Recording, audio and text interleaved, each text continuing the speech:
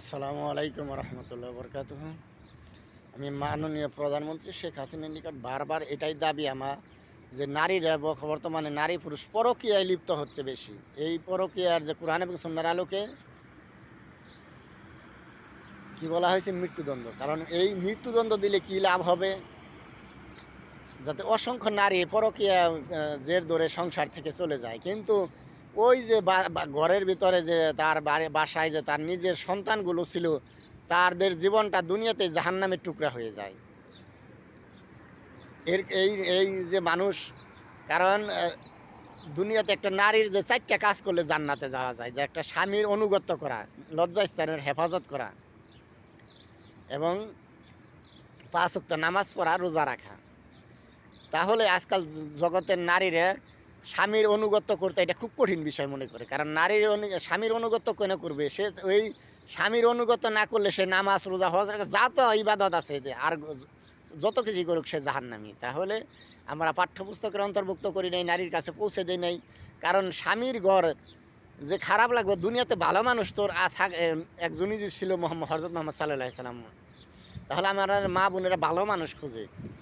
এখন যে পরকীয়ায় লিপ্ত হয়, যে যার সাথে পরকীয়া করে সেই তো দুনিয়ার জঘন্য ব্যক্তি। জঘন্য ব্যক্তি না হলে একজন নারীর সাথে পরকীয়ায় লিপ্ত হয় বা আরেকজনের ঘর ধ্বংস করে, তার মতো মুনাফিক হারামি মানুষ তো দুনিয়ার বুকে নাই। কিন্তু এই নারীরা বুঝতে পারে না, এই ছলনার পরে স্বামীর সংসারটাকে ধ্বংস করে, সংসারের সন্তানের জীবনটাকে জাহান্নামের টুকরা বানায়।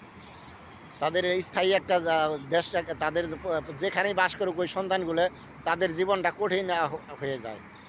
কারণ বাপ মা মারা গেলে এক পরিস্থিতি, আর বাপ মা যদি দুনিয়ার জমিনে জেনা ব্যভিচার পরকীয়ায় লিপ্ত হয়, তাদের শাস্তি তো দুনিয়াতে আছেই, কিন্তু সন্তানে নিয়ে তাদের বিনা অপরাধে বিনা পাপ করার কারণে তাদের শাস্তি ভোগ করতে হয়। এই পাপটা বেড়েছে যে শাস্তি। এই জন্য মাননীয় প্রধানমন্ত্রী শেখ হাসিনার নিকট আমার দাবি যে কেউ হোক, নারী পুরুষ পরকীয়ায় লিপ্ত হবে, তাদের মৃত্যুদণ্ড জানিয়ে আইন পাশ করা হয়, যাতে এই পাপটা থেকে বাংলার নারী পুরুষ এবং এটা ভয়াবহ প্রত্যেকটা ঘরে এই পাপটা ঘটছে, এই পাপটা যাতে আর না হয়। এটা আমি বারবার দাবি করি যে আমি দেশের জাতির উন্নয়ন করতে হইলে, দেশকে ধ্বংসের হাত থেকে বাঁচাতে হলে আমি পরকীয়া থেকে বাঁচাতে হবে। যে অপরাধগুলো আছে, মাননীয় প্রধানমন্ত্রী যতগুলো অপরাধ আছে সবগুলোর, যে দেশের টাকা পাচার, ঘুষ খায়, সিন্ডিকেট করে, দেশের সরকারের টাকা নেতারা চুরি করে, সরকারি চাকরিজীবীরা চুরি করে, ঘুষ খায়, যত অপরাধ করছে এগুলো শাস্তির আওতায় আনলে কী হবে? তারা আমার আপনার আপনজন, তারা আর কেউ না। এই 52 বছরে যদি দেখি এগুলো হিসাব করতে গেলে, আমি না নিজে না থাকলেও আমার আত্মীয় স্বজন আছে, তাহলে আমার আপনজন আমার ঠিকানা বানাচ্ছে, তাদের জাহান্নাম, তাদের টিকিট কাটছে। তাহলে কারণ এই সম্পদ কেউ রেখে যেতে পারে নাই। 52 বছরে দেশে কাজ কর্মকাণ্ড করছে যারা আমার আপনার আপনজনগুলো, তারা দুনিয়ার সম্পদ কিন্তু দুনিয়াতে রেখে গেছে, কিন্তু তার আমলটা নিয়ে গেছে। তার অ্যাক্টিভিটি, কর্মকাণ্ড, যে কর্মকাণ্ডের মাধ্যমে পাপ কামাচ্ছে, বিভিন্ন রাজনীতি করে, বিভিন্ন চাকরি করে, জায়গায় চাকরি করে, ব্যবসা বাণিজ্য করে, বিভিন্ন কর্মকাণ্ড করে যে তারা পাপ কামাচ্ছে, পাপটা তো তাদের সাথে নিয়ে গেছে, সম্পদগুলো আমাদের জন্য রেখে গেছে। তাহলে আমি চাই না দুনিয়া থেকে যারা বিদায় নিয়েছে তাদের জাহান্নামে যায়, আর যারা আমরা আছি এবং যারা আসবে দুনিয়াতে, তারা যেন পাপের মাঝে লিপ্ত না হয়ে জাহান্নামে না যায়। এই জন্যে এইসব যে অপরাধগুলো বাংলার জমিনে 52 বছর যাবৎ হচ্ছে, যে পাপ হচ্ছে, যে তো দুর্নীতি হচ্ছে, চাঁদাবাজি, সন্ত্রাসী হচ্ছে, এগুলো কোরআন এবং সুন্নাহর আলোকে এই সব বিষয়ে কী বলা হয়েছে সেগুলো পাঠ্যপুস্তকের অন্তর্ভুক্ত করা। এই জেনা ব্যভিচার সম্বন্ধে কী বলা হয়েছে পাঠ্যপুস্তকের অন্তর্ভুক্ত করা, এবং সরকারিভাবে আইন পাশ করে শাস্তির ব্যবস্থা করা, যাতে আমার আপনার আপনজনগুলো জাহান্নামের টিকিট না কাটে। কারণ অপরাধ দুনিয়াতে শাস্তি আছে, পরকাল তো স্থায়ী।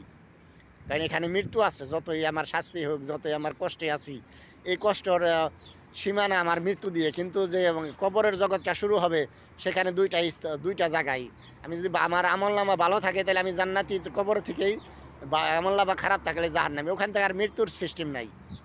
মৃত্যুর সিস্টেম দুনিয়াতেই, এখানেই শেষ।